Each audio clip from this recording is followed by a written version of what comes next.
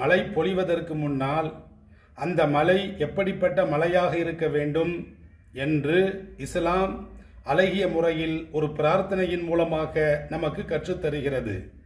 இஸ்லாம் சொல்லுகின்ற பொழுது மழை பொழிவதற்கு முன்னால் இப்படிப்பட்ட பிரார்த்தனையை நீங்கள் புரிந்து கொள்ளுங்கள்.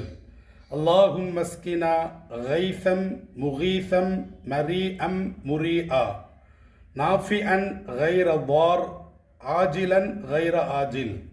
இறைவா, பொழியக்கூடிய மழை உதவிகரமான மழையாக பொழியச் செய்வாயாக, மகிழ்ச்சிகரமான மழையை பொழியச் செய்வாயாக, செழுமையான மழையை பொழியச் செய்வாயாக, பயனுள்ள மழையை பொழியச் செய்வாயாக, இடையூறு தராத மழையை பொழியச் செய்வாயாக, உடனடியாக மழையை பொழியச் செய்வாயாக, தங்கு தடையின்றி தாமதமின்றி மழையை பொழியச் செய்வாயாக என்ற இந்த பிரார்த்தனையை